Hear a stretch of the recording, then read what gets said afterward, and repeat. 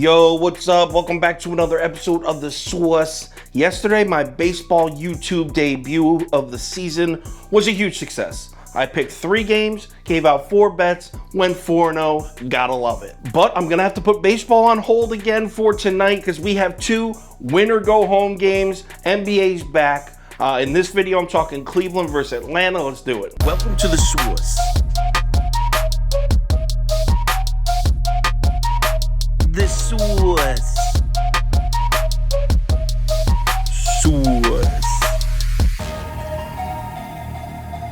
Hey, get the sauce. All right, Atlanta on the road in Cleveland. The line is Cavs +2. Public's all over Atlanta, but look at the money. Must be some sharps out there to like Cleveland because the money's actually pretty dead even. This is as of midnight last night. Yo, check this out though, and this is weird. There is no movement here. Bets and money stay about the same. Line doesn't move, and I call bullshit because every single person I've talked to likes Atlanta. Seems like everyone's betting the Hawks. How is the money even here? It doesn't make sense to me. I smell foul play. So let's cap this game. If you subscribe to this channel, you already know the first step. We're running the numbers through the spreadsheet. According to the analytics, the line for this game should be Cleveland plus 2.26. That's a 2.5 point lead on the Atlanta Hawks here. All right, let's run through a quick breakdown. And honestly, this game comes down to one simple question. Do we think the Hawks are back to being the Hawks of last year after that win the other night? Honestly, I think it's that simple. Because here's the thing. They looked great the other night. They beat the brakes off Charlotte. Good for them. But that didn't really tell us much because they've been beating teams up at home all year. It's their performance on the road that's been in question. And to me, that question still isn't answered. In case you haven't been following much this season, Atlanta is just 14-27 against the spread on the road this year. That's the second worst in the NBA. Only Portland, only team worse on the road than the Atlanta Hawks. This team just doesn't perform on the road, specifically on the defensive side. Defense never seems to show up. But I do have some good news if you're a Hawks fan or a Hawks bettor here. So if you look at their defensive efficiency since the All-Star break on the road, it's 20th in the NBA. Obviously not good, not playoff caliber. That's actually better than I thought it was though. But let's look a little closer. If you look at some recent games for the Hawks, they went into Houston and beat the shit out of them. I'm going to disregard that because the Rockets are just ass. Before that, they lost to Miami in Miami. They did not get blown out, even though they didn't play particularly well. I think they lost by 9 or 10.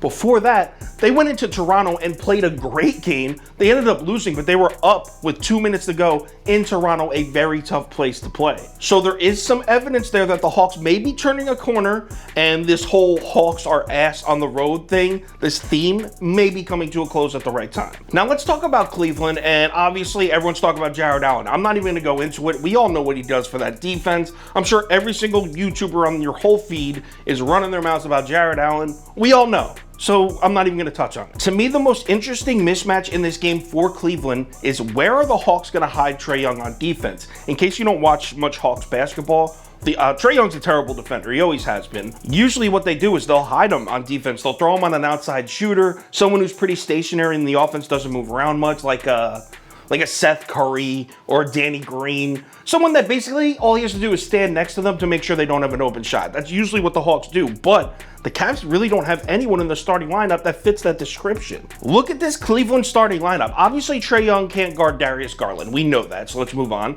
At 2, they're starting Caris LeVert. Trae Young cannot guard Caris LeVert. He'll take him to the basket 100 times out of 100. You know who starts at 3 for Cleveland?